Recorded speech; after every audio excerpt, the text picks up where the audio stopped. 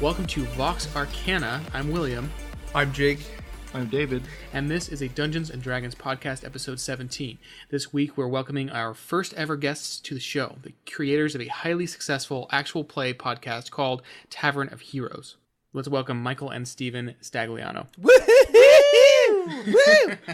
We're identical twins and we sound alike, so good luck telling us apart. Oh, well, welcome. Hey, Welcome. thanks. Honestly, Welcome. here's how I want to start. We're both just big fans of you guys. I guess we found I actually found it on Instagram a few weeks ago now, and I told Steve about it. I was like, hey, these guys are super dope. You should check them out. And I think what I like about you guys the best, and everyone that's listening is probably going to agree, you guys do such a good job of, like, it feels very conversational and casual in a way, like I'm just hanging out in a room with you guys drinking beers, talking D&D, but it's also really, really informative, and I think that's a super hard combination. You know what I mean? Like there's other podcasts out there in this genre that are like just informative, and then there's others that are just kind of, I don't know, a little too silly, and they kind of, I don't like banter about a bunch of other stuff, and you guys just do a really good blend. Strike so the balance. yeah, love that about you guys. Thank you. Yeah. That's a lot of what we're trying to Awesome. accomplish with Thank the you show. so much. Mm-hmm. It's really good to hear that what we're trying to do is working out. Yeah. All right, well, enough about us. Who are you? Who are you? Yeah. So Who are you? Who are you? Who are you? What's your name? What's your name? So, we're Michael and Steven Stagliano, and we're essentially board game creators. We started creating board games in, was it 2010? I always say 2010, but I think it was. Let's go with that. Yeah. And the game that we created, which is called Tavern of Heroes, which is what the game system we use for our actual play, is actually our fourth title. So Steve and I own a gaming company together that's called Stesso Games. In Italian, Stesso means twin or the same. Anyway, so we have this gaming company, and Tavern of Heroes is our fourth title, but it's our first RPG rule system that we're trying to tackle. Oh. What are the board games that you made? So it's actually two board games and a card game. The first board game we made is called Spiritual Warfare, and it is a kind of a light RPG. There's like 12 characters you can play, but it's a, how do you describe it? It's Like a Eurotrash game. It Yeah, it's combines a kinda lot of games like Ticket to Ride or Pirates Settlers Cove. of Catan. Yeah, Settlers Pirates of Cove. Catan. A lot of games that we really loved and played a lot of, and we. One of our initial like strategic conversations around making that game was like, what if we just took like our most favorite mechanics that we like and put them all into one game? So from the game design perspective, that's where we started. Our other title is Mice and Dice, which is more of like a kid-friendly count-up game. It's a dice game, and then our third title. It's kind of like Yahtzee, if you think about it. Yeah, that's a good way. Here, to put this. I love this about Mice and Dice. Our tagline for that game is that it's your turn every turn, like, because there's always something going on in the game that makes it feel like you're constantly playing, which is really fun. And then and our other title is called Skeleton Creek, which is based off of a popular YA book series that kind of combines literature and film, I guess is the best way to put it. Yeah, and so that game is basically just a ghost hunt, and it's a 3 to 5 person game. And at the end of the game, you need to be holding this ghost named Old Joe Bush in your hand. And then obviously, Tavern of Heroes is our first crack at a tabletop RPG, which is basically Steve and I's like true love. And out of all the games we've ever played, we have the most fun playing tabletop RPGs. So that's our gaming background, kind of in a nutshell. Interesting. Okay. Awesome. So I have just so many questions, but I want to comment on the young adult book, which is Jake's favorite genre of fiction. No, he absolutely just makes fun of it all the time. But I'm looking up these games on Board Game Geek, which, as we all know, it's the repository of all board game information.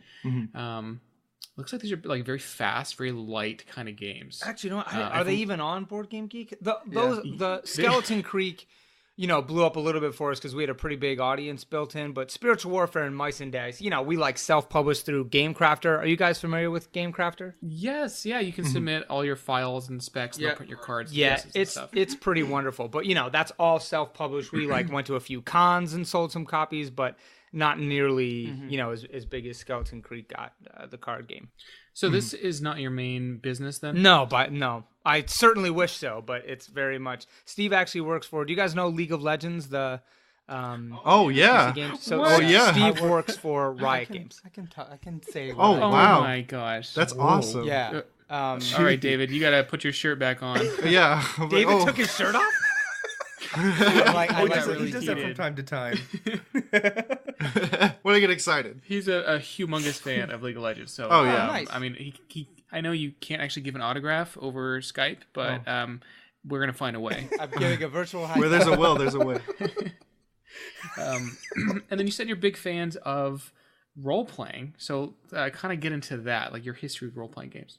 Sure. Look, we've been gamers our whole life, starting with the NES system, and played pretty much any console game through high school, and didn't even we played D&D third, right?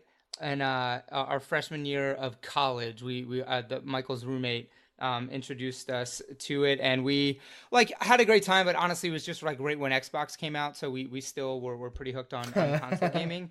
Dude, Halo was really big back then. Literally exactly that title and God of so War. good. Let's be honest, and poker. Remember, the poker yeah, revolution? right, That right. we were playing poker every night.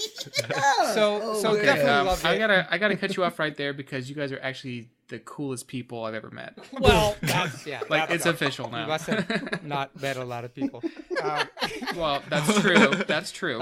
So yeah, that was our first go at D&D. You guys have talked about this before, but I think like most people, we had to kind of get past that barrier to entry, for lack of a better word, of those Gary Gygax days and like thinking that D&D was the nerdiest thing that nerds could do.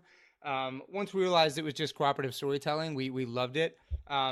But like I said, stayed pretty hard on console games. Started playing World of Warcraft and switched to PC, StarCraft, all those big popular titles. Wow. And then our older cousin, got us into Pathfinder. Actually, I guess we played 5e for a little while. Yeah, we too. played 5e a little bit, but we really the last 5 or 6 years was all Pathfinder Adventure Pass, and Steve and I did a lot of homebrew adventures and stuff.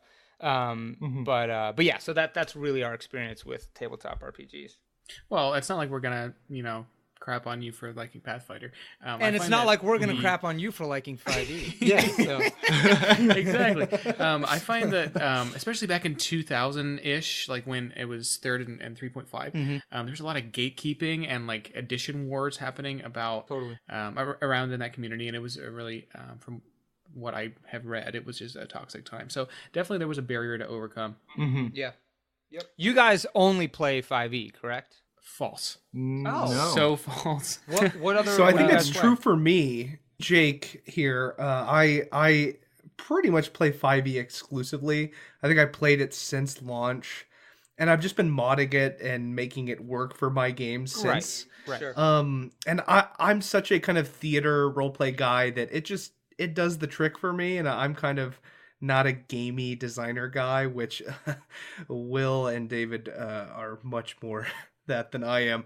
So yeah, I've stuck to 5e, but I don't think are we like shoved into that corner of like, this is just a D&D 5e podcast? I hope we're not. Like, because we talk about game design and philosophy we're all the time. definitely a D&D podcast. Yeah, But I didn't mean to overstate it. You guys have definitely talked about how in your own games that you run, obviously independently from each other, you guys like pick and choose rules a little bit, and don't go diehard 5e for sure.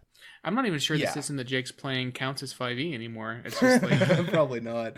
Probably not. it's just homemade. No, but like I got into the game from playing Savage Worlds, which is like this kind of generic system in the sense you could be a sci-fi or a fantasy game. And then I've played a lot of the Star Wars role-playing games we've mentioned on the show.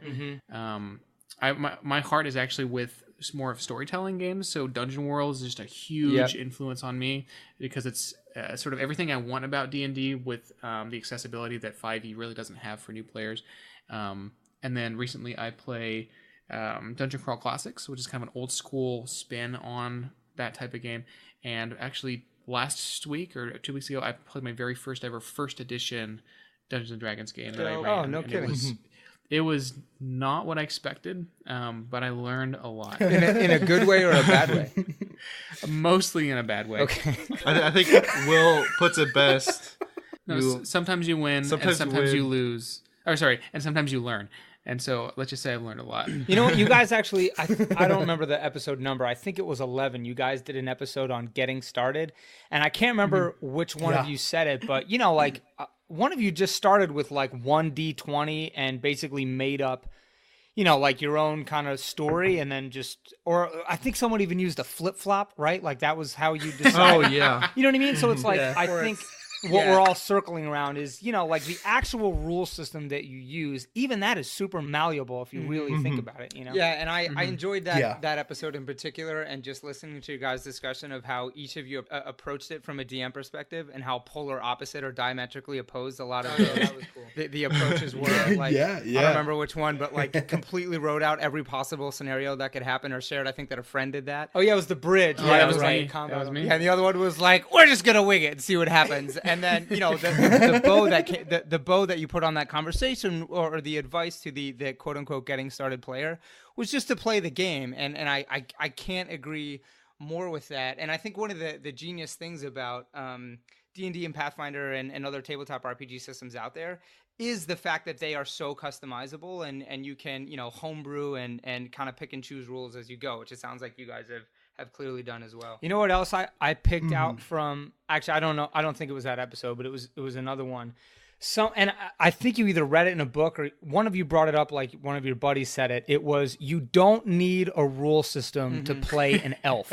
And I just, Yeah, I I was never gonna say thought that right about now. that, but it's so true. It's such a great way to think about rule systems as it applies to a tabletop RPG experience, you know? Oh, Absolutely. I was going to say that right now if you didn't, so you cut me off. That's Yeah. great. But yeah, you're right. Like, and maybe I've mentioned this in the show. I'm worried that eventually I'll just repeat myself because I only have so many stories and thoughts on things. But the reason that I'm drawn to D&D is because I really wanted to be a video game designer, but I'm just terrible at math and programming, so it's just not really an option for me. That's out. I think I might actually have some kind of dyslexia. Who knows? It's too late. Like I'm an adult now, so that doesn't exist. But in D&D, you can do game design so fast, even faster than a board game, because you have to like cut out a lot of paper when you're prototyping board games. Yep. Yeah. But in D&D, it's like, hey, look, I just wrote a paragraph, and now we have a rule, and we can just go like right now. And that kind of freedom of game design is just hugely appealing to me and a lot of people. I don't think I've heard you guys talk about this yet, but before D&D, and I think you guys have been playing for like decades, or at least a decade. False. You know, were you guys video gamers? Did you guys grow up playing NES course. and all those as well? Yeah. Well, so I grew up on the Sega Genesis because we were a Sega family, and though I would have loved to play NES. But yeah, like you were saying, World of Warcraft, it was huge in my high school years and college. Halo, all that stuff. And then like my dad had a PC when nobody had PCs, like back in the early 90s, so we played the adventure games like Monkey Island and Whoa. yeah. Huh. That's so interesting because I come from almost the entirely opposite direction because I think of Surprise. D&D as like not even not even anything like video games. I think of it because I come from a role play theater background. And so all of D&D to me is just it's about theater, improv, bouncing off each other. Like it's a pure social extroverted like interaction experience. And so, yeah, I don't know, the video games, I never even really connected those to like to the system. But yeah, that's kind of where my weird perspective comes from of all of this is kind of this play that we are all, both the actors and the audience in at the same time. Sure. Yeah. I mean, that's certainly true. Yeah, I know I have a pretty well-rounded background when it comes to like things that have influenced my D&D play, where I've played sports, I've played games, but then I've also done some theater as well. So just all of those things really come together to inform like what I want in a game and how I experience it. Ooh, how does sports influence your D&D design pathos? The rules, like taking advantage of doing things within the rules to the best that you can. So I guess I approach it more as a competitive game. That's one of the things that I've had to lessen and focus more on the storytelling, because I'm just someone who wants to just win. Are you a min-maxer? Oh yeah. Yes, That's one of my problems with when I play 5e. I'm always min to the max. Min to the back. You know what? I never thought about. It's funny that you said, you approached D&D not from a video game background. That's obviously how we did, but I feel like approaching it from the theatrical standpoint, like, because look, it's largely improv. You know what I mean? At its core, the actual experience of sitting down is like improv theater. And I feel so stupid. I've been playing for like 5 or 6 years now. I never even thought about it that way. And so I'm saying it in the terms of probably the best way in, or the biggest skill set you could have that would help you getting into D&D is like being an actor, or just being comfortable in improv. And I'm obviously not saying if you don't have that background, you can't play it. But yeah, it's a skill set. Cast, and I never thought about how just valuable that is.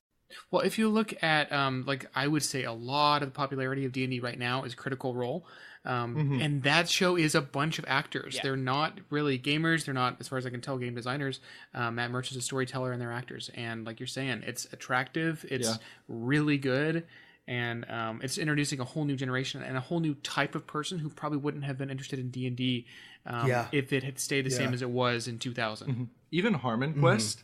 You look at Dan Harmon. They always have guest actors on who are like pretty big people. Like, I think they've had like Kumail Nanjiani and just some of the actors from Community and other things that he's worked on. And it's about like this weird storytelling game. Yeah, perfect fit. And it's bringing all these people into the hobby. Both of the actually everything you guys just said was our decided. Our cast, basically. So we have a rotating cast of 8 people. So Steve and I are always on the show. One of us is either the story master or playing in the game. And so all 8 of our cast members are actors and like real voiceover talent. And, we sit down and we talk to all of them in the beginning and essentially say, like, what's your background in gaming? And I think 7 out of 8 have absolutely zero experience playing tabletop RPGs. But the point I'm getting at is they all, like, fully and they just love it. Like, they get done and they're like, oh my gosh, when can we play again? Because they're improv. Like, literally 3 of them are like phenomenal professional improv actors, right? So they're just so comfortable in this space, Jake, to your point of the theatrics of it.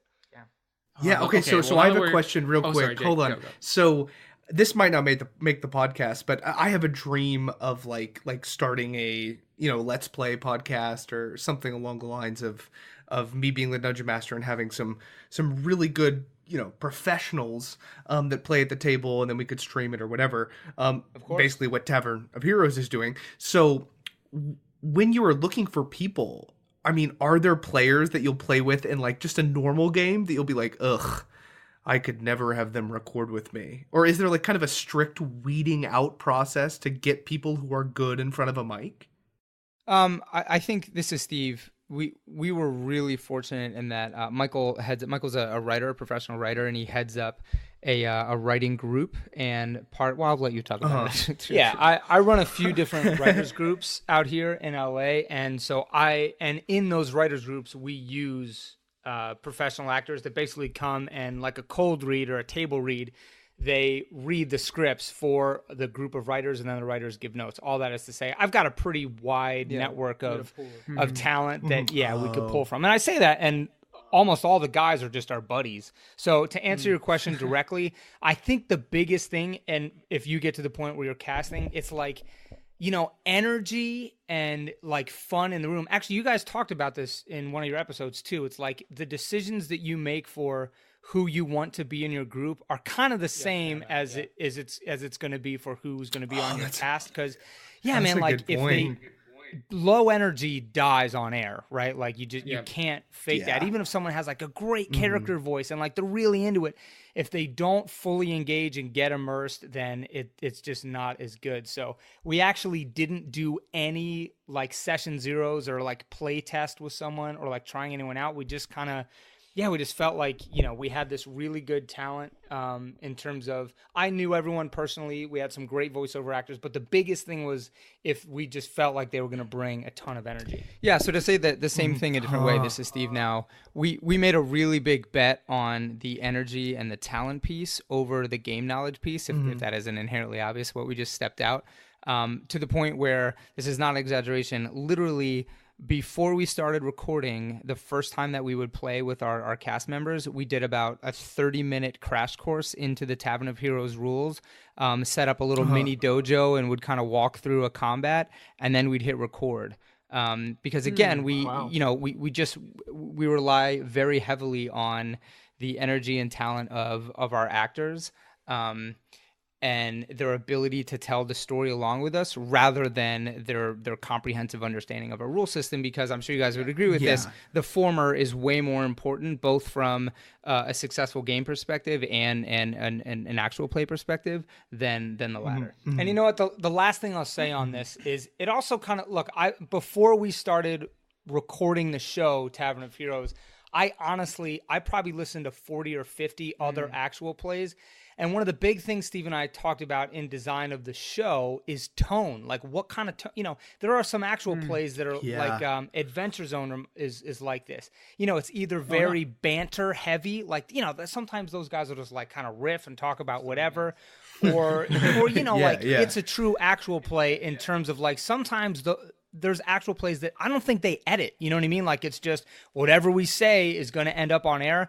And so tonally, Steve and I were very conscious about, we wanted to lean way towards a 1-hour radio drama than an actual play. So we do things like, you know, we drop in sound effects and we do scoring and post-production. And then even in the actual session, you know what I mean? Like, we're just very aware of pace. Like, that's kind of everything. Like, we're constantly pushing things. And then we do a little bit of banter because, you know, that naturally happens and sometimes it's funny, but for the most part, you know, we're trying to tell a pretty serious story.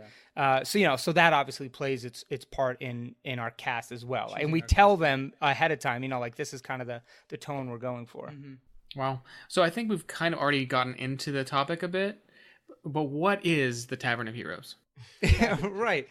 Yeah, so we like to think of it as it's the first ever sit-in play, actual play, where what we're really trying to do is drastically lower the barrier to entry that new players can have coming into the tabletop RPG world. Kind of aspirationally, one of our vision, vivid descriptors is we want to bring people to the table for the first time, not necessarily back to the table, but try to have a much broader audience for a lot of the things that we just talked about. And maybe I should I should step this out too. There's Tavern of Heroes is a game that is fully unpublished that Steve and I, you know, designed starting about a year, actually last summer, almost exactly a year ago. We started designing the rule system that was essentially super stripped down D&D and Pathfinder rules. Like, you know, we were slightly innovative in like changing names and coming up with new spells and stuff, but it's basically looking at on a very macro level, hey, what are like the essential design elements to a rule system that we can incorporate into a new system that is very, very rules light, but still has everything you need to sit down and play. So that's what the game is. And then the show is an actual play where we film or we record you know, members of our cast sitting down and playing. And the big thing that we do that's different, aside from what I already mentioned, which is kind of leaning towards the radio drama, is we're a procedural show. So that means that every 2 episodes, we tell a complete story. And I would venture to say about 97% of the other actual plays are serialized storytelling. So, you know, they're going through an adventure path or a campaign. You know what I mean? But we tell, like super... Yeah, and even in terms of like our gameplay for Tavern of Heroes, the game, like at most, our longest adventure is probably 2.5 hours. Most of them come into about 90 minutes. So, you know, even that is an experience. Like we talk about this all the time when we would get together our D&D or Pathfinder groups, you know, like you're setting aside 4 to 6 hours. And a lot of the time that makes it just hard to schedule that amount of time, especially with kids running around. So, yeah, we were like, it'd be really cool if there was a way to play the game and get it done, get in and out in 2 hours. Yeah, and look, that's not all encompassing. Obviously, you can do one shots and stuff, and you can totally book a session that's just an hour or 2 hours. But to really feel like you got something done in a campaign in like a big open world sandbox, like you kind of have to do 4 hours minimum. Like we talk about it all the time. So anyway, that's kind of the difference between the game and the show. But frankly, we designed a lot of the rule system in the game based on this kind of new approach to the genre of actual play podcast. Like, just what could we do that's different? Because there's a lot of content already in the actual play space. Yeah. I think that's great. I love the approach of just trying to make the game more approachable for new players. I know for me personally, when I got into D&D and found out about 5e, I loved reading through the books and all the systems and like finding ways to abuse certain spells. Some people hate doing that. And I think a majority of people do, because they're like, oh, there's just so much stuff I got to get through to figure out what a wizard does and all the spells they can cast. Yep. And I love that you're just making it very simple and approachable. And it's like, hey, you can pick it up and learn it in 30 minutes. Like that's something where normally D&D can't be done. I'm not sure I know D&D like well enough at this point. There's still more to learn. Yeah, I think it's, we always feel the need to be careful when we say that we, made a really simple system or wanted to create a system that had a low barrier to entry, because I think by the very nature of doing something different, it applies that the previous systems that we know and love are not good and that we don't like them. And, I just want to be very clear. We love D&D and we love Pathfinder, love those systems. But we always joke around about how kind of the problem space that we saw was when we wanted to invite family or friends to come in and join, an adventure path or something. We would literally, the joke is, here's a 365-page rule book. We'll see you in about a month, and then we'll roll your character, which will take about 2 weeks. So, in about 2 months from now, we can get you into the group, and that was just always such a strong pain point. So. Actually, you know what? I think a good distinction here, too, is you guys have talked about this before on your show. There's a way to make a player's first time sitting down easier. Like you can do pre-gens and, you can, for the most part, you can just tell them, like, you tell me what you want to do, and then I'll kind of tell you the rules that fit that. Like there's a way to make it more cooperative storytelling and less kind of rules mashing for sure. But one of the big things that we found was, especially for GMs, there was a tendency, like we would get done with a session and Steve, who ran our game, would have like all of this content prepared, like all of this backstory, all of this lore, and we basically clear a dungeon or finish a boss fight, and like 10% of what he read and prepared would have come out. So as it applied to a design choice for Tavern of Heroes, when we design our adventures, we specifically got rid of all of the heavy lifting for the GM. And I mean that so specifically so that like you could literally pick up we call them, just an adventure document, basically. You could put that on the table and just start reading. Like we have, a section that just says like narration, just read this to your players. And then there's a little bit of italicized dialogue for you to know, like internally as the story master, as the DM in our game is a story master. So, like how could you make it so that it really is a sit and play, like just like Settlers of Catan sitting in your game closet, you could pick up Tavern of Heroes, hand out the hero sheets to the players, and go. Open up an adventure and lay down the map, obviously, and then just start playing. Like, is that really possible? And I'm saying that like that's what we're trying to do. We haven't even released a beta version, so we haven't even play tested this really outside of just our cast and a few other people, like friends of ours that have tried it out, but that's kind of the goal. Like, is that possible? Remove all the heavy lifting for the GM, make it super low barrier entry, so that you can just sit down and start playing a tabletop RPG. Wow. So you're not just lowering the barrier of entry for players, but also for GMs. Yeah, I felt like that was worth making the distinction, because you guys talked about this, like, how do you start being a GM? And you guys were saying this, and I totally agree with it. It's like, you kind of have to just start. You know what I mean? Like you need a dice, you need paper, you need to draw a map, and you obviously need to know what the rules are to a certain degree. You don't need to know all of them, but you need to know some of them. But yeah, how can we make it so that, look, a rule book is 7 pages. You can kind of read that. Everyone reads that, kind of figures out, just like you would do for a regular board game. Like how can we make that the experience for starting down? Wow, that's amazing, because from what I gather, what you're trying to do is basically say, like, hey, we have D&D, and it's almost a board game in your closet that you can just dust off, pull out, and just play. That's exactly, and you don't have to... That's exactly it. Mm-hmm. And one other thing, and this actually, I want to give you guys a little kudos. You guys said something that I had never thought of before. I believe it was in your Dungeons episode. You guys were talking about, what it's like to go through a dungeon crawl. And one of you was saying... or maybe it was a Getting Started episode now. I don't remember. Anyway, one of you guys were talking about, like, it's very easy to approach the experience of a dungeon crawl, especially like from the MMORPG mindset, or from a video game, like a first-person shooter mindset. It's like, you want to get in, you want to wipe out the mobs and get to the boss fight, basically, right? And it made me think about Tavern of Heroes in the context of, like, honestly, guys, from a design concept, kind of what we're doing or trying to do is make our experience of playing Tavern of Heroes kind of like a video game. Like, we kind of lean towards that a little bit more than the, like, open sandboxing, really big narrative, like cooperative story. Yeah. It's a little more of a hack and slash. You know what I mean? Like, you kind of get in. You're certainly doing some role playing, but we have heroes that are already, you sit down with your hero sheet, and then it's basically like, tell us what you do, tell us what the character says. But for the most part, the adventure is on a railroad track. We don't really allow for open world sandboxing. And obviously it's mostly just for the sake of time and the experience of, you get in there and you beat a bunch of bad guys up, and, in 2 hours we've told a complete story, and you're done. Oh yeah, that's awesome. Because when I remember you sent us the doc for the system, and I was going through it, and I'm like reading through. I'm like, oh, there's abilities and ultimates. I'm like, oh, that sounds so much like League of Legends characters.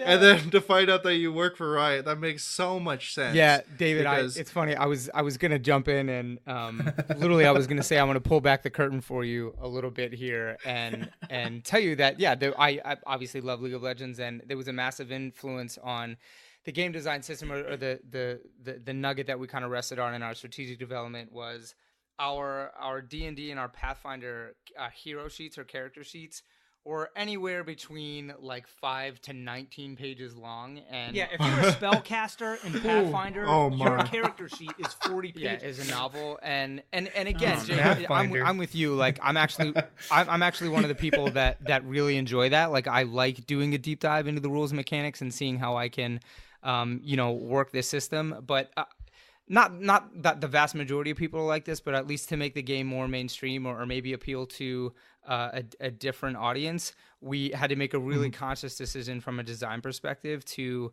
drastically narrow down the choices that a player can make for their heroes. And so that boiled down to, largely because of League of Legends influence, every hero has 3 abilities at an ultimate, and then our spellcasters have five spells. Yeah, I think 5 to 7. 1 page. Yeah, page of spells. And that's it. But yeah, David, that's just for you. The abilities. Oh, thank you. I'm pretty direct ripoff. I got approval from legal, by the way.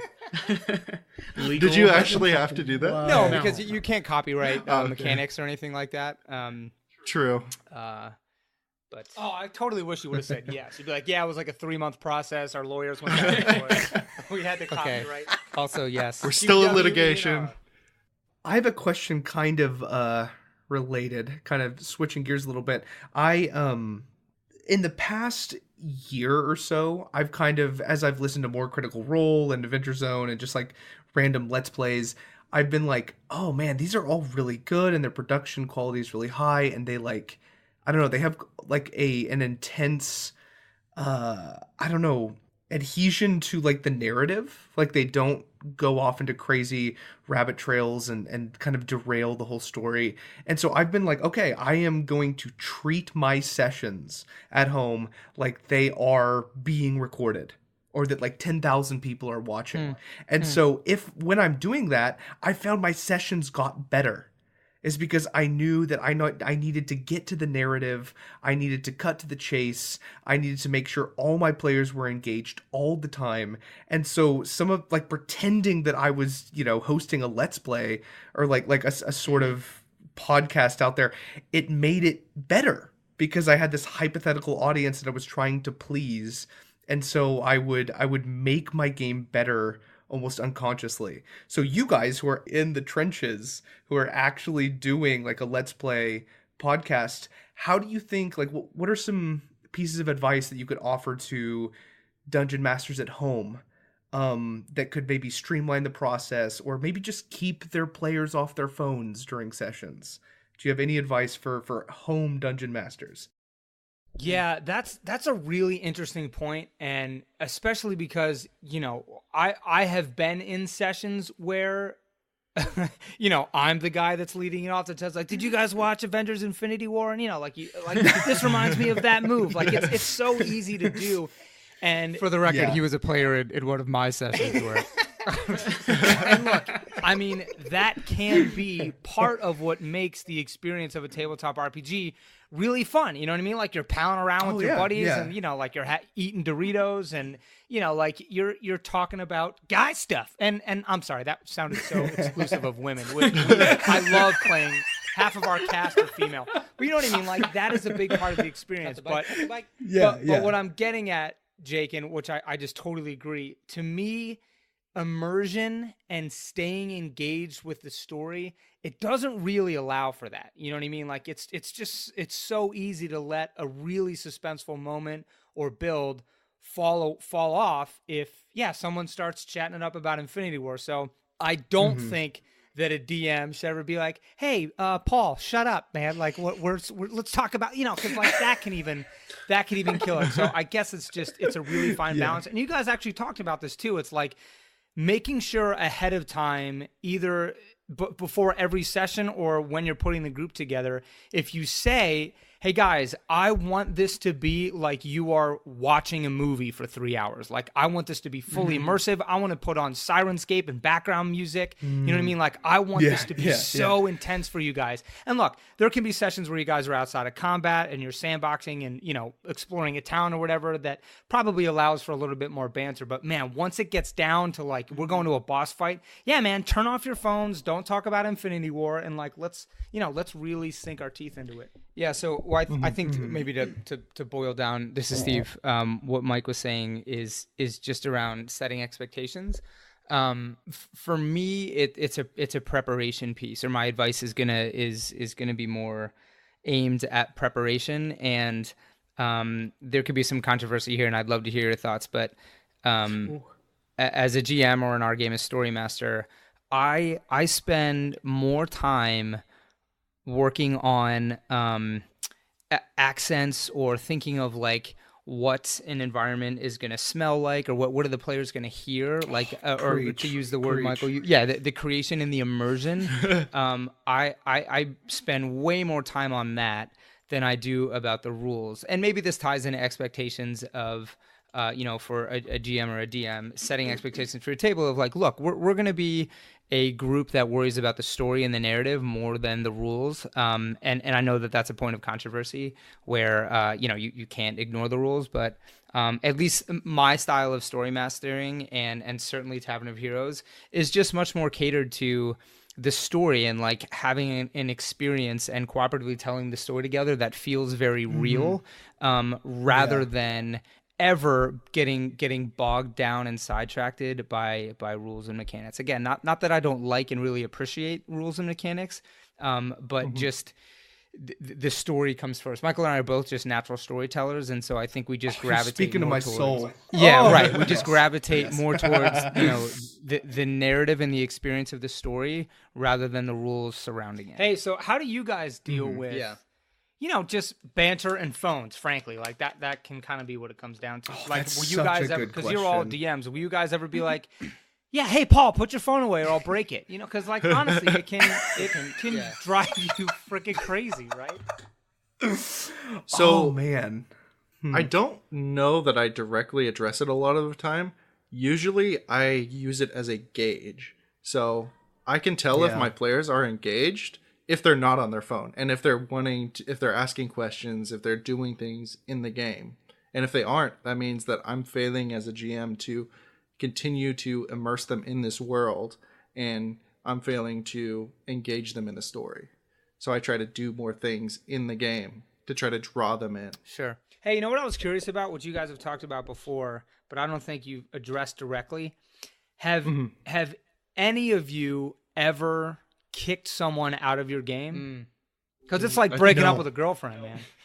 Oh, I think for me, I've never kicked someone out of my game because I have been very, very intentional about knowing what kind of game I'm running and to know if the players fit into that kind of game.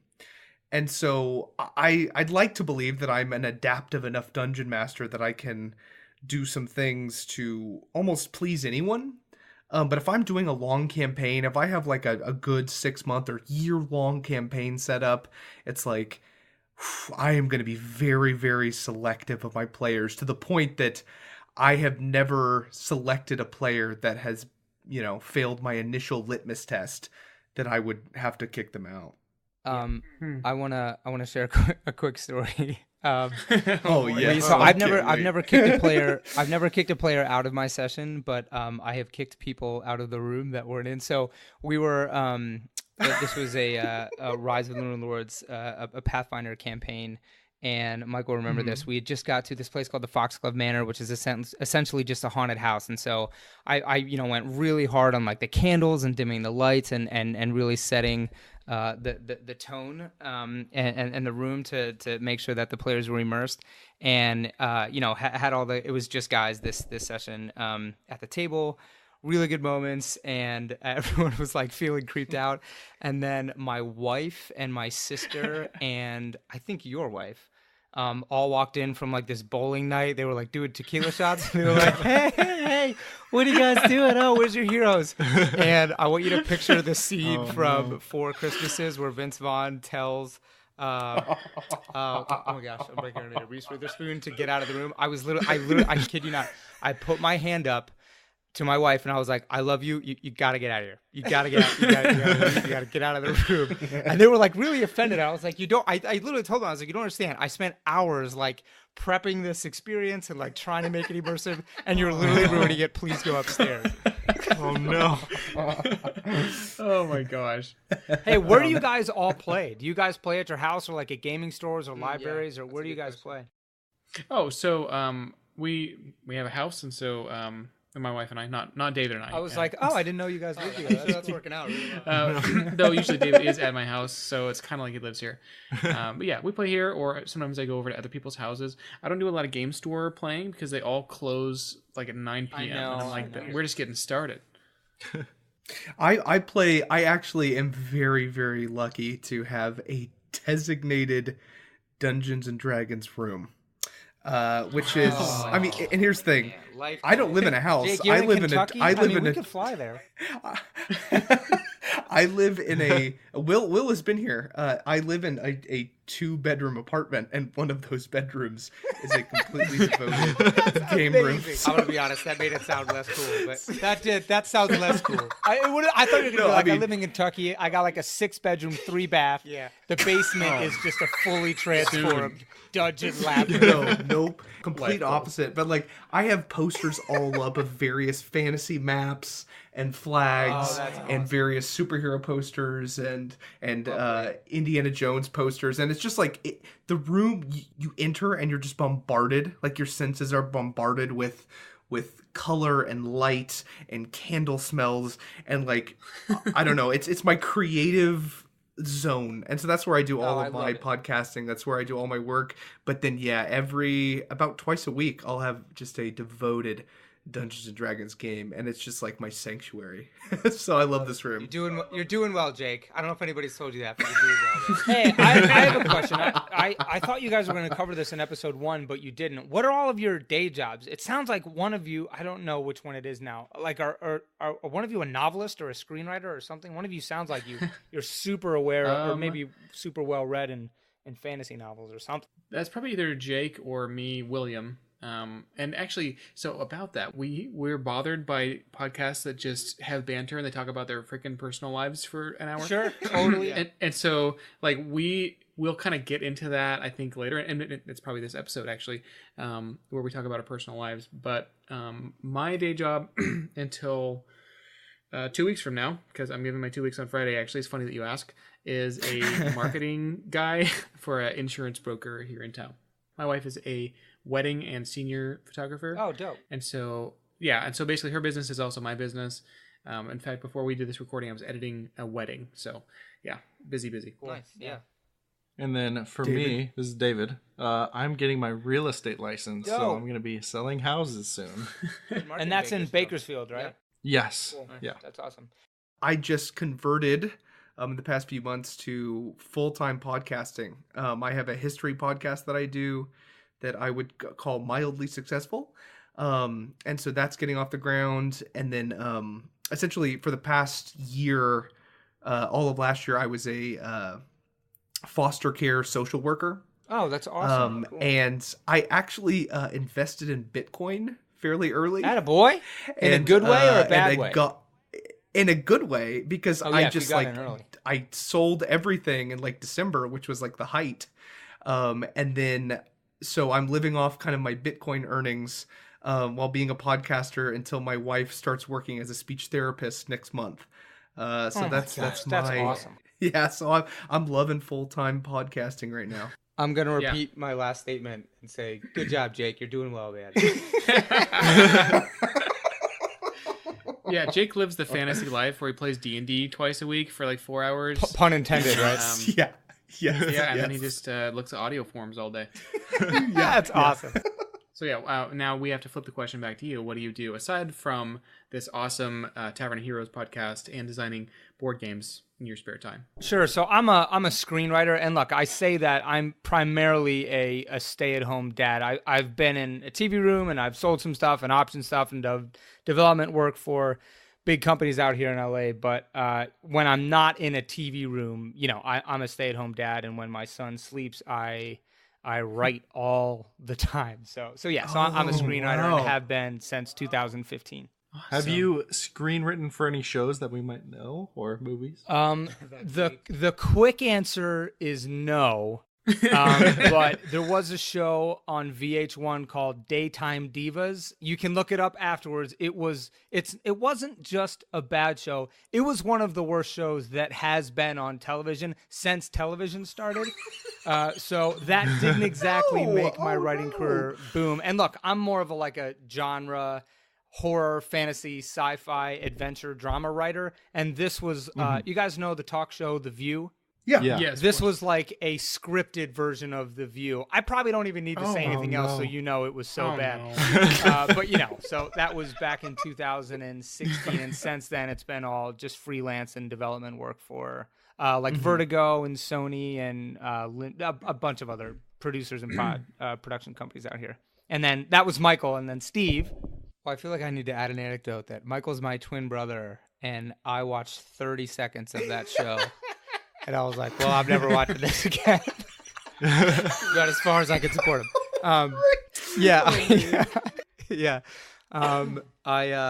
Actually, I just want to add this, Jake, just so I can relate to you. I was a teacher for 4 years and taught history. So right on, man. Keep going with the history podcast. Awesome. Yes. Love that. Yes. And I won't take you through my work history. I've been at Riot now for almost a year and a half, a little over a year and a half. And I work on our eSports events. For anyone that listening that doesn't know what that is, I like put David, on... put your shirt back on. David, we talked about this. Actually, David, I do want to get your summoner name so we can boost each other. But oh yes, I work on our eSport event. So it's basically like if you think of the game, the 5-on-5 game as a sport. I put on the Super Bowl events for our sport. So we have a pretty robust calendar year, but I focus on our international events, specifically the live experience that fans have when they come, and sponsor integration into our space just to make sure that they succeed with us. Because you guys will love this. This is Michael. Steve interviewed for Riot. No, it's great. For a year and a half. What was the total number of interviews? 42? 41 interviews. He had 41 interviews before he got the job. That's how competitive it is. Gosh. Isn't that bananas? Jeez. Yeah, Dude, you got some grit. Wow. Well, it's fun. At the time, I was like, this is starting to not feel like perseverance and just stupidity. But it all worked out. It was just a really, really, really competitive hiring process. It's something like 1% of the applicants, or the stat that got me. They the year I was hired, literally January, or no, I guess I got the offer in 2016, but there were 42,000 applications for the company, and they made 258 hires, which is just bananas. So I should clarify. It wasn't 41 interviews for one position. There were 6 different positions throughout that year and a half that I was being considered for. They actually called me for the one that they ended up hiring me for. And then, ironically enough, literally starting next week, I'm starting on a new role in the company, still in eSports. But I digress. So that's what. Wow. Okay, so here's the thing. I got to say something. So me and David were driving back from we were spending the night at a cabin with a bunch of people, and we were driving back, and David was talking about eSports. And this was like, 2012, 2013. And I was like, David, probably. Quit that foolishness. Esports will never be a thing. And David said, just watch, Jake. And here we are. And David, you are right. David, you were right. Yes. I'm so happy. Yeah, I like to say it's the biggest thing that you don't know about, that people don't know about. It's crazy, and I don't mean to just speak for just Riot. Just the esports industry alone is absolutely exploding by Overwatch. Yeah. Several other. We don't even look at them as competitors. We look at them as just ambassadors for the sport. But I mean, crazy. Just in 2017 alone, our World Championships was in China this year, and we sold out the Beijing Nest in 22 minutes, which is a 90,000 seat venue. Literally crashed. Wow. Demai, which is their ticketing platform, crashed it because there were 800,000 concurrent users trying to buy tickets, and just literally the website exploded. So yeah, man, it's just crazy the numbers and the growth in the industry in general, not just for League of Legends. Wow. Wow. What were we talking about? Yeah, Talking about D&D, right? Let's D&D. Let's Let's keep play talking about D&D. esports because I'm into it. So I guess I have a question that can bring us back in. Okay. So you talked about how you want to keep your adventures down to about 2 hours. Now, I've heard of people on Reddit saying that they play for 4, even 8 hours, like making it all-day ventures to play D&D. So how do you prep an adventure specifically only to last about 2 hours? Sure, and I can speak to this. It really comes down to the structure of the story, and one key design difference between what can be a Pathfinder or D&D experience and what a Tavern of Heroes experience is. And really that comes down to sandboxing. Like our adventures just don't really allow for players to be like, well, now I want to go over to that city. Like, you would have to be like, well, there's nothing there. You know what I mean? Like it just, we have Path A, Path C. yeah. And structurally our podcast is told in 3 acts. It's a 3-act story, and the adventure breaks down to a 3-act structure as well. And essentially what that means is within the first 5 or 6 minutes of sitting down to play the game, you are presented with a problem or a mission. You essentially have, like some clues, some asking questions, maybe rolling some checks before you're in your first combat, which is basically like, the lesser level bad guys, a trash mob. And then that's Act 2, and then Act 3 is the resolution of the story in the form of the big bad boss that you're fighting. So you know what I mean? Like just the railroad stays on the tracks. There's definitely some decision making, like we let the heroes choose to go to Path A, Path B, or Path C, but generally they're all going to end in the same place with some exceptions. And look, it is still cooperative storytelling, so like the players can totally decide to do things that are not expected. But because our rule system is way more limited than a 365-page rule book. Everything has to stay on the tracks a little bit more. This is Steve. I'll be honest too, and I'm sure you guys would empathize with this. Because Michael is a screenwriter and a storyteller, like by trade and profession, I think it was much easier for him to hone in, for lack of a better word, his story. The first adventure that I wrote, we might even end up cutting because it was frankly a disaster in terms of story structure, and because I couldn't fight the urge, or I think resist the habit that I developed from Pathfinder of like every single person that the NPC that the heroes came across, I wanted to like have a backstory for them, and I wanted to like connect all the dots, and you know, have journals that they would find that like explain anything, explain everything. And you know, and that's just not what our game is. Again, not that I don't absolutely love those things and love a really, really in-depth story. But that's just not what we're going for in our system. But yeah, definitely had to fight the urge initially to provide these like really in-depth, broad narratives. So it sounds like you really just have to be very focused, and you have to have players who are willing to ride the rails with you. Like you're not going to go recruiting, selling people on the idea of this open world sandbox, because I think that you have a very specific product, very specific experience, and it seems like it works really well. Yeah, you know what's interesting? One of the things we talked about separately from story structure and open world versus staying on the tracks is even down to a mechanics rule system design.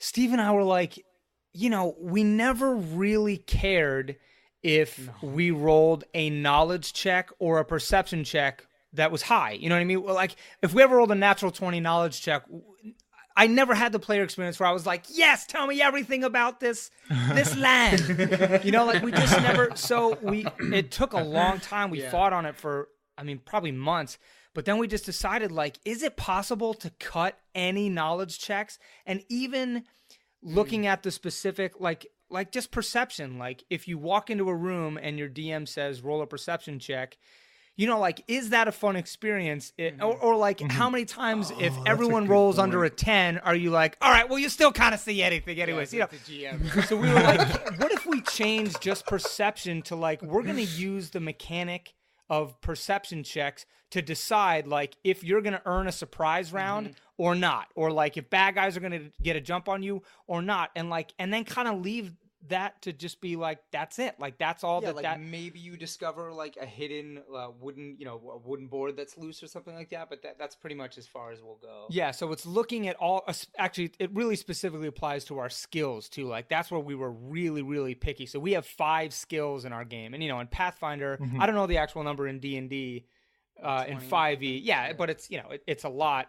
And look, I'm feeling the need to say it again. It's like, we love those things. Like we want it to be, I want it to be 50 skills, and, you know, and then you like specialize in all of them, and, you know, you can hyper, just make your character super, super specific. I love that. But for someone that's sitting down to play, if you look at a list of 15 skills, you're like, well, what do all these do? Like, you just don't know.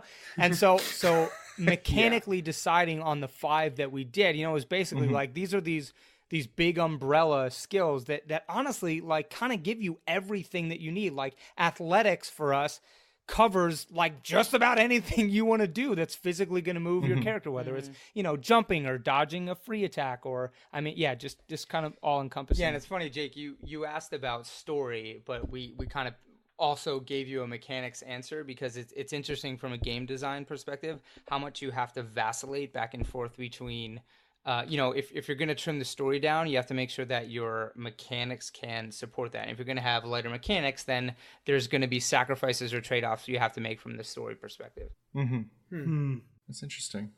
It sounds like you kind of landed on the same conclusion that I did about skill checks. Because you're saying like, oh, well, you rolled not enough history, but I just want to tell you anyway.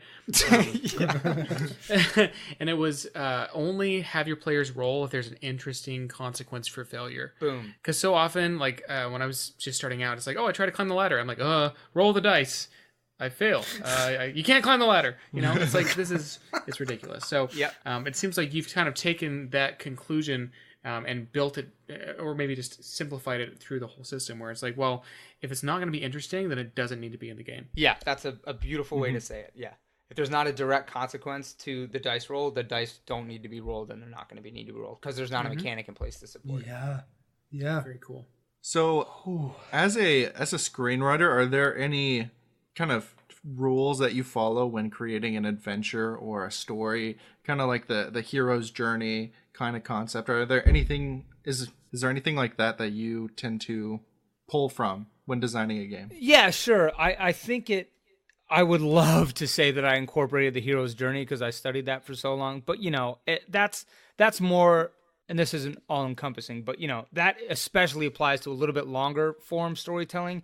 The big thing that I kept in mind for designing the adventures is honestly, and this is a structure thing that applies to screenplays as well, it's just goal obstacle. You know what I mean? Like, it's that simple. It's like, here, a perfect example are one of our adventures, just, a little girl goes missing and you need to figure out where she is. And once you find out who took her, you got to beat them up. You know what I mean? And like, that sounds so simple, but like, that is enough. Just that simple plot device of, hey, here's the problem, and then what's the obstacles that are in the way of you solving it. Like, that's something I learned from screenwriting, and we took that and really looked at just that alone, that simple plot device, and then how can we apply that to adventures that are going to be done in 2 hours. You know what I mean? And look, I think that what we're really talking about is, you kind of trim all the fat of everyone's backstory. Like, that's kind of the big thing. And again, I'm saying that, and that's like part of what I love about D&D is like really diving into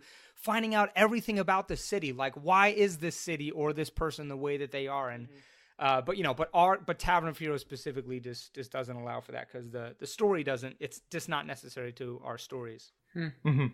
Well, you're reaching a different kind of audience than the traditional D&D player anyway. Yeah, Michael kept telling me, like, just when writing, when I was really struggling with, the desire to flesh out and build a really in-depth plot or narrative, he was just saying, like, just focus on one thing, man. Like, just there's one objective, there's one goal, and just have the heroes be moving towards that, and that's it, and don't go off those rails, so to speak.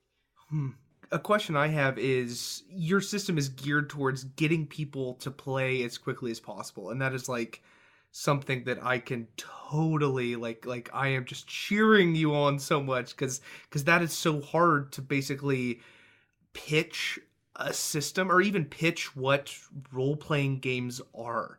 Yes. So what are some struggles you've had with even like explaining role-playing games to people that don't know what they are? Because I think we've all had these struggles, but all of the stories about these kind of misconceptions I find absolutely hilarious. So do you guys have any stories of misconceptions?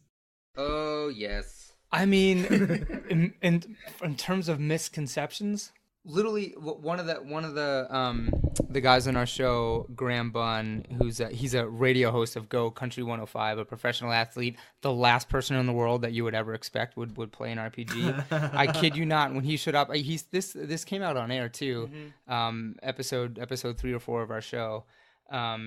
He said, I was expecting to show up and you guys would be in like capes and have wands and stuff, and we were going to be like doing spell incantations. And I think that speaks to this broader perception that, ironically enough, is also a high barrier to entry, is that just from back in the days of Gary Gygax and all the stipulations that the stereotypes that went into D&D in the 70s of being satanic worship and all that stuff.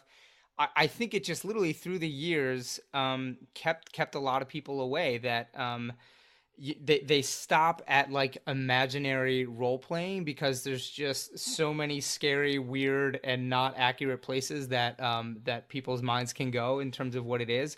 Where Michael and I have found a lot more success just saying, like, we just cooperatively tell a story together. Like, that's it. If you like Stranger Things, if you like Game of Thrones, you'd probably love a tabletop RPG system. It's the other tag that I like to say is, look, it's basically going to be, we're going to sit down to play this game and tell a story, and I know what can happen in the story, but you guys are going to decide what happens. You know what I mean? And like, I think that breaks it down conceptually for people, that they're like, okay, so I don't have to do voices. I don't have to like be really creative and come up with stuff. If this guy's going to know what's going to happen and stuff, then I can sit back a little bit and enjoy the ride. Yeah, I want to highlight we had like 3 months of strategic development, and just to kind of take this discussion down to a decision that we made that we talked about a little bit, where and this circles around perception that most people have about D&D or Pathfinder, is when you say dungeon master, most people are like, all right, well, I'm out because, right? And then even for Pathfinder, which I actually think is a step removed or closer to mainstream, is game master. I think, people are like, all right, I mean, I get game. We went with story master because just, from that first perception, hearing story is, I think, much more digestible than game or dungeon. Right? Like just Absolutely. the idea that I feel like you're sitting around a story. campfire. Yeah, exactly. And like we're gonna tell a story together sounds much better than like we're gonna dive into a dungeon and kill some dragons. Like you just lose people. Yes. I use people very loosely. I think we all know what I mean. You know what? I just thought, this is Michael. I just thought of another specific choice that relates to exactly what we're talking about. One of the people in our campaign with Pathfinder for years was our dad. And the amount of times that my dad would need to roll a 1d8 and would pick up a 1d10 was every single session, multiple times would be like, Dad, that's a D10, Dad. Pick up the D8. So literally in our game, we have a percentage die and then a regular D6, a 6-sided die. And that decision came from, just that perception alone. Like, I think if you tell people you need to go buy a dice set, people are like, well, what's a dice set? They don't know. It's amazing. But like most people don't know what anything besides a 6-sided die is. Like if you say a D4 or a D20, they don't even know that exists in the world. They'll be like, do I buy that with my wand and wizard hat? Right. So again, it's like this conscious choice of, if in our box set for Tavern of Heroes there, you see 6-sided die, and sure, the percentage die is probably gonna look a little bit weird, but even the decision to make it percentage based, so like we have, it's essentially a D10 system, but we went with the percentage die because it's kind of easier to wrap your head around. Hey, you have 100% a DC 100. It just sounds a little bit easier than like if again, I played with my wife once and I was like, it did not go well. You need to roll your D20 and add 6. And she was like, okay, I got a 26. And she was like, well, that's not very high. And it's even that like perception of just coming down to the dice, like the dice that we use can be really just weird. Like people just don't understand it. So it can be a turn. That's a good point. Yeah. Man. Wow, that's amazing. I was just about to ask, like, why do you use a D100 instead of a D20? And that approach or that methodology or the mindset behind it just makes so much more sense, because it's like, you have this % chance percentages to hit. And people comprehend that versus so like much you easier. have. You need a 19 plus 5 or whatever. To hit the AC. Yeah, and look, I'm saying that, and once you play one session, you fully understand. But the problem is getting to that one session. It's just it's so hard. There's also, I'm curious if you guys have had this experience as well. Look, we have game nights all the time. We'll play Settlers of Catan or Celebrities or other, just family fun games with friends. Yeah, party games. But we have consistently 100% of the time failed to successfully invite people to play Pathfinder or D&D out of the gate. Like, just to step that out, if we were to say to any of our friends, hey, you want to come over and play Pathfinder or come over and play D&D, it would be a hard pass no, right? So what we've learned is what we do is, instead of saying, do you want to come play D&D or do you want to come and play Pathfinder, we'll say like, hey, do you do you like Stranger Things or do you like Star Wars? And then if the answer is yes, it's, what if you could be Luke Skywalker? What if you could be Obi-Wan? You're selling it perfectly. What if you could play... Be Arya Stark. Yeah, exactly. Instead of reading Game of Thrones, what if you could be one of the characters in Game of Thrones? And let's just be honest, Jon Snow. You Snow. would just be Jon Snow. But, it's amazing how much more of a success rate we have with approaching it from, like, the story and experience perspective rather than, like, the game perspective. You know what I mean? Have you guys ever had any fail stories or anything? Actually, it sounds like was it Will that you've had a lot of success, or that you're known as like the guy that has gotten everybody into D&D? So I find it really weird because I haven't like censored it, but I have kind of a different community of people here. It all started in a church summer camp, and so everybody's already like a high schooler anyway, including Jake and David at the time. Yep. Because I'm a little bit older than these guys, but And I said, hey, you want to play D&D? And they're like, wait, that forbidden game that like we can't even say the name of? Yes, absolutely. Let's play it at church. Yeah, Oh yeah. The forbidden fruit. But yeah, like more recently, because growing up happens, and that my circle of friends has kind of shifted a lot with my career. Like if you pitch D&D to somebody who's just a regular workaday like white collar guy, it's a hard pass. Yeah. Like absolutely not. It's weird though because I feel like people are more curious than ever though about D&D. Yeah, look, The amount of people Netflix. who are- I'm sorry, not Netflix. Mhm. Stranger Things Things, yeah. and Game of Thrones Yeah. have like this is the best time that we've ever had to get people Yep. into the fantasy genre is because much I more agree, widely accepted. I think that there is like widespread, maybe not large interest, but a little bit of interest now in like, hey, those kids were playing D&D, and look, Demogorgon. yeah, and Game of Thrones is so popular and huge, and it's basically just friggin' D&D only, yeah. So it's easier to sell it. So There's a blog post that I'll put in the show notes that George Martin wrote about an experience he had when he was DMing a game inside of Westeros and like what happened in that campaign. Oh my gosh. Really interesting. Yeah, it's super cool. Because of course George Martin plays freaking D&D. He Yeah. he DMs inside of Westeros. That's what I mean more. I mean, who else was better to do it than him? Yeah. I would pay an absurd amount of money to have a seat at that table and be in that game. Maybe if well, we see, he's pay probably him doing enough that money, instead he'll of write writing the last next book. freaking book. Yeah. Yeah, right. Seriously. Yeah, that's probably true. Have you guys read all of them? Are you guys caught up?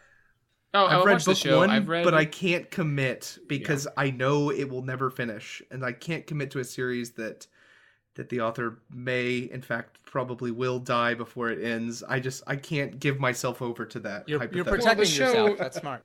the show Yes, is past where the books end It is. now. It's So been like, for a why while. why bother? Oh, it's hurtful. We have basically a system that honestly got us hooked. Because my first Dungeons and Dragons experience was we asked a hypothetical, and I'm a huge superhero fan, and we thought who would win between the fights, Superman or Green Lantern? And my friend was like, let's figure it out. And he held up this weird dodecahedron, and I was like, what is that? And he's like, it's a D20. And so we began role-playing just as me playing Green Lantern, trying to beat up my friend who was playing Superman.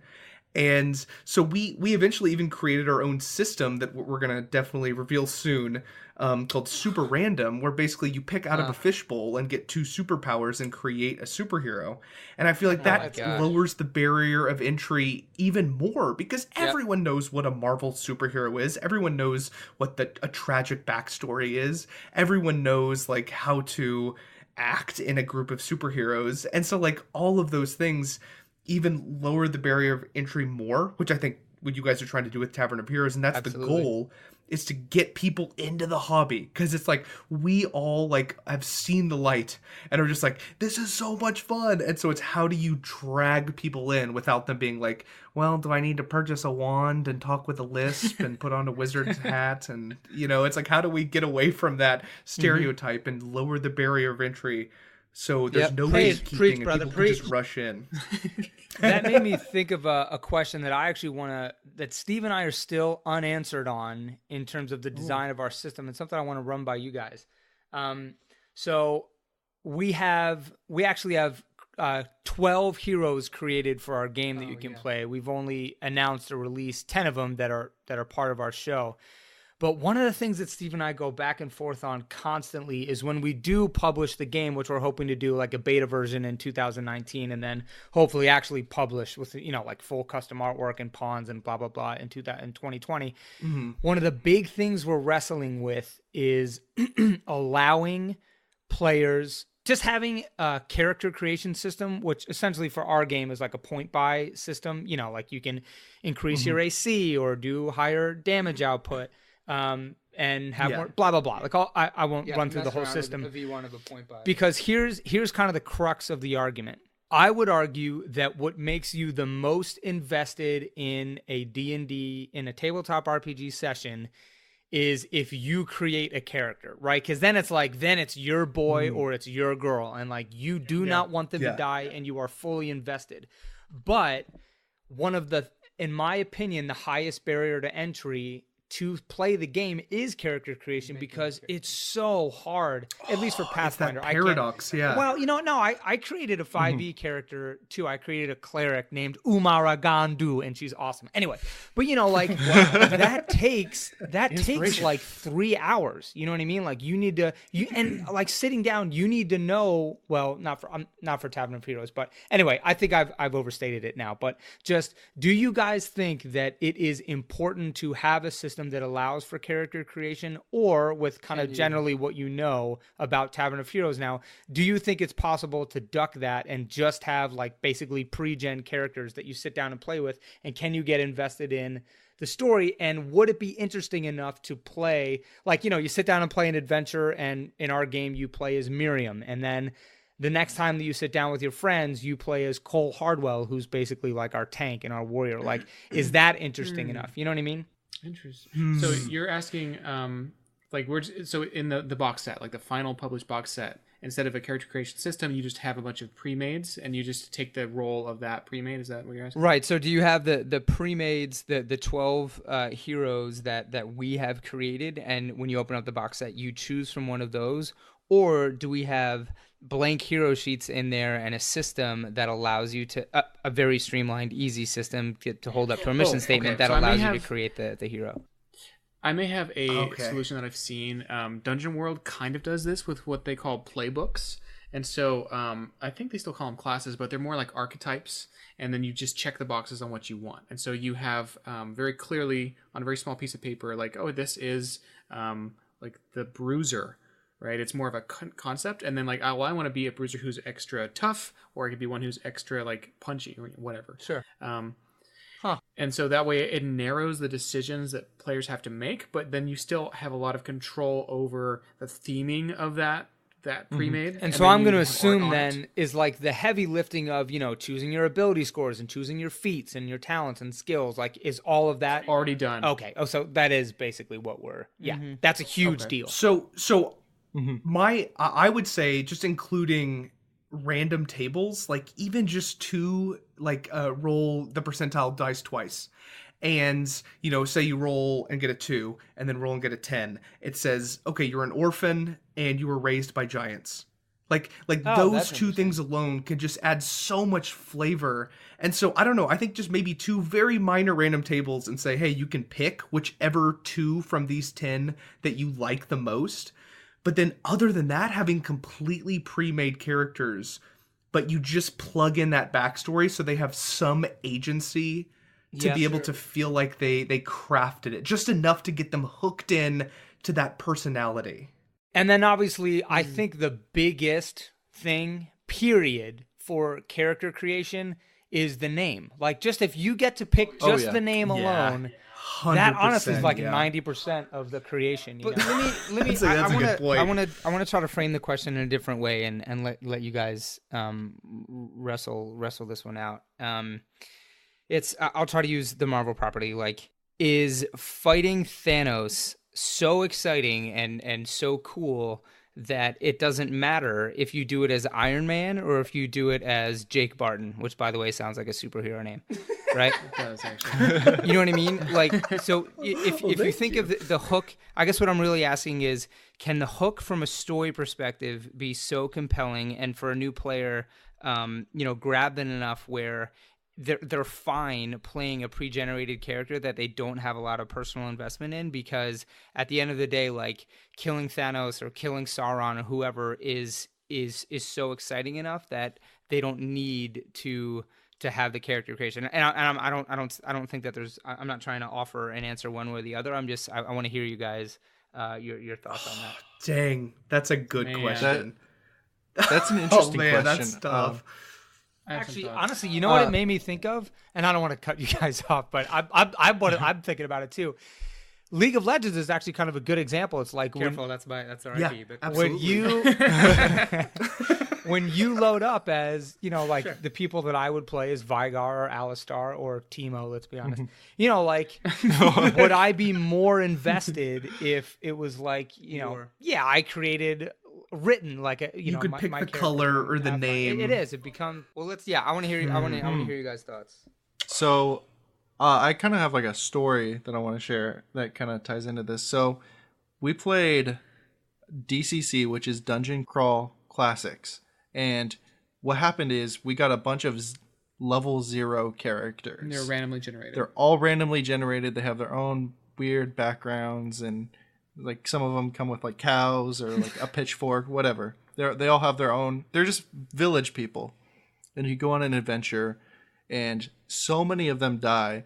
But by the end, you're so attached to your characters that you're to playing the survivors. just because of to the experience of the characters. Even though you didn't choose or you didn't choose the stats or anything about them, it was just kind of random, and you just become so attached based off of the experiences that you had, that you love the characters at the end so much more than you could have ever known to like a character than when you started. So you're saying there is some argument to be made for falling into love with a character that you didn't necessarily create? Yeah.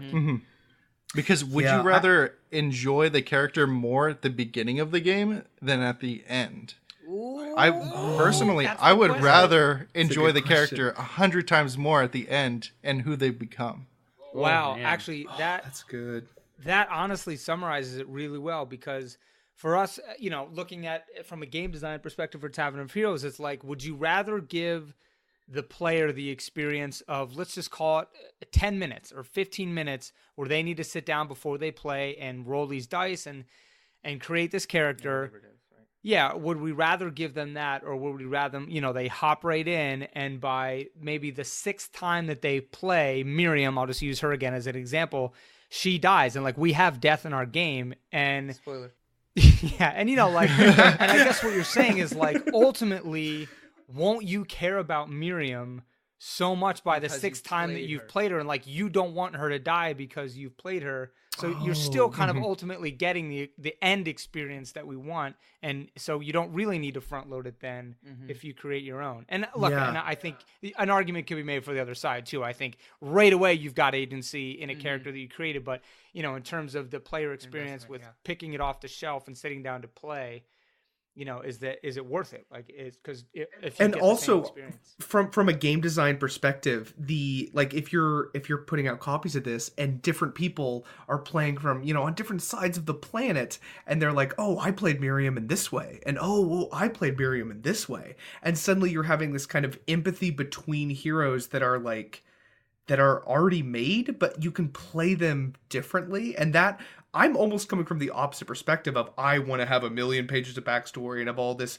character arc set up. Me too. But this is almost the opposite. I love this because you can say, oh, I played the same game, but it ended up so differently. And it just like sparks conversation and empathy amongst players of the same game. Honestly, Okay, Jake, so I love hearing you say it that way, no. because it's frankly, it's one of the things that I don't want to use the word I'm afraid of, but it's one of the things that I'm worried about. It's like, or I'll put it this way, like Steve and I don't know if you guys have had experiences yet gaming at conventions, but like I love gaming at conventions where people bring characters that they made, you know what I mean? Like that's their boy, and like I've got my character that I sit down with and I love. You get to learn about the other. Yeah, and part of what I'm worried about if Tavern of Heroes ever blows up, and like I'm picturing it in a convention setting, it's like if people sit down and someone, well, no, not necessarily if 2 people want to play Miriam, I don't have a problem with that, but if someone sits down to play and another person in their game plays Miriam like totally differently than someone that they have played with before, if it like bumps them, if it makes the experience weird, if it's like, well, that's not what Miriam sounds like. Like, why? You know what I mean? Okay, I think that won't be a problem because we live in a world that has so many. I mean, I'm thinking of BioShock Infinite and like all of the Marvel universe and all of the DC universe. We all understand that there are alternate timelines, and so I don't think that any of that would affect a even basically minorly mature player, because they would be like, oh no, this is a different universe's hero that I've seen a different version of. But no, I don't think that would be a problem. Actually, when you say it that way, it's actually kind of cool. Or I think it can be really cool to see that someone plays it how someone plays a character slightly differently. For the kind of game you're going for, where you want this just really like a board game experience, you take it off a shelf and you can just play it right now. I think for new players, especially the ones who are not D&D players and they wouldn't play that kind of thing, at least not at first. Yes, exactly. That's the key. Being able to hand them a strong character concept with a name and kind of like a backstory that's already done. Just it is lifting, or it's doing the heavy lifting for them, because so many times I sit down with a new player and I say make your character and they're like, okay, I'm just James Bond. I just play as James Bond. Like they don't have the creative muscles yet. They haven't exercised that to like really create this kind of thing. So I think that these pre-mades are a really good solution for that audience. Especially if the system is targeted at just getting people into the hobby for their first time ever.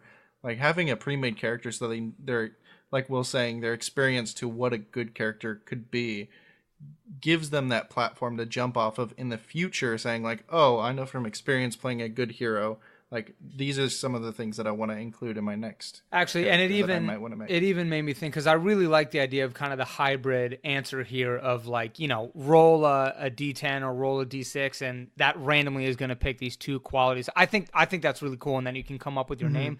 But that sounds like it's probably like a second edition thing, you know, like in 2022 when we release 10 new adventures, and then it has a make your own hero feature. It seems like that's a good progression. Yeah, do you guys have a Patreon? Like, let me subscribe.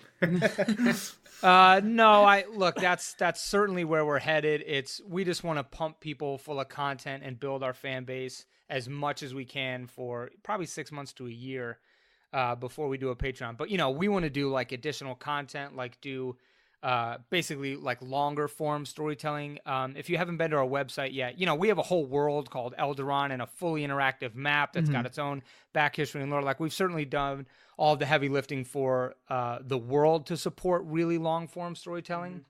So one of the first things we want to do is, you know, like basically release 10 episodes of a single story is like one of the Patreon goals. And then obviously the bigger ones are do a beta version in 2019 and then for playtesting, because look, that's kind of the big thing that's missing. Like we've played this with a lot of people, primarily our cast and a few others outside of that, but what a rule system really needs is just rigorous playtesting, right? You got to beat those numbers to death and make sure that everything's balanced, and so that's likely what 2019 will be, and then 2020 is where we really want to get into, you know, publishing and going to cons, and but obviously all that doesn't happen without. I mean, step one was releasing. Well, I guess developing the game system. Step 2 was the show. Step 3 will certainly be a Patreon. Once we feel like we have the fan base to support it and kind of unlock the goals or the next steps that we want to do for the show and the game. But that's kind of end of Q4 of 2019 is what we're thinking. Yeah, man, that's awesome. Great. You guys plan pretty far ahead. Yeah. We're thinking like, oh God, can we record tomorrow? Well, we still have that problem as well. Well, I want to be able to ask where we can find your show. Honestly, guys, I feel like it's just appropriate to end with a massive thank you. Like I could honestly go for another 2 hours. Like I feel like you guys are like the boys, and we've known each other for years. So and we're just cut from the same cloth. So no, just a massive thank you, and this was an absolute blast. I have to say that like just after this conversation, I'm more excited to like talk about D&D and play the Tavern of Heroes system, and like it just has got my creative juices going in a way that that only podcasting can. David, put your shirt back on. I was just taking it off. Dang it. So look, I'll kind of hammer out the details for the show. So you can listen to Tavern of Heroes literally wherever you get your podcast now. We've done 7 episodes so far. This is a little peek behind the curtain. We've actually recorded 24 episodes, so we have a ton of content ready to flesh out. And man, it just gets it just gets better and better, guys. There's been some really, really great stories to come out. Anyway, so you know, definitely download wherever you want. You can follow us on Instagram at mnightbringer. The guy that runs the Tavern of Heroes is named Millar Nightbringer, so he basically is responsible for all of our social media. Oh. And our email is mnightbringer@gmail.com if you have any questions about the system and about the show or anything. And then our website is just tavernofheroes.com, where you can listen to the episodes, look at all of our cast headshots and bios and stuff. And the big thing I'm telling you is the interactive map. It's really cool. Like, as adventures come out and we venture to different parts in Eldaron, you can you can get a little peek behind the screen of like what that area that the heroes went to is all about. Wow. Ooh, I love it. And then what? Did you have a website for it? Because I'm having trouble tracking it down. It's just tavernofheroes.com. Wow, Will, are you bad at Googling? Because I'm excited. All right. Well, I'm going to look at that later. I've also stalked you a lot on IMDb, and I must say I'm impressed. Oh, no. My IMDb is not impressive. Well, if you're a Bachelor fan. If you're a Bachelor fan, it's don't- impressive, but otherwise... I don't even have an probably IMDb. better than ours. guys. No, I've never met anyone with an IMDb. all of the work that I do is largely development-based, which means I don't get an IMDb credit until it gets made, and that rarely happens in Hollywood, so... Classic. But anyway. Classic. It's a shame. So Oh, wait. I have one more question. I Yeah. am fully obsessed with your guys' Instagram account. Where do you get those images? Like, where do you get all of the pictures for your posts? They're Oh, it's all Reddit. gorgeous. So I am the official Instagrammer for our podcast, and actually I have been going to the artist for the D&D books. Yeah. I will go to a website called ArtStation, and I find the artist I like, and then I look at their entire portfolio, and then I just start pulling stuff. So if you look at like the last probably 5 or 6 posts, it'll be the same artist. Yeah, they do for like 4 in a row. Yeah, it looks like stylistically there's a few in a row. Yep, and so I've been doing that because like I have mined the mines of Reddit dry. So I'm just Yeah, finding that's stuff a good that, point.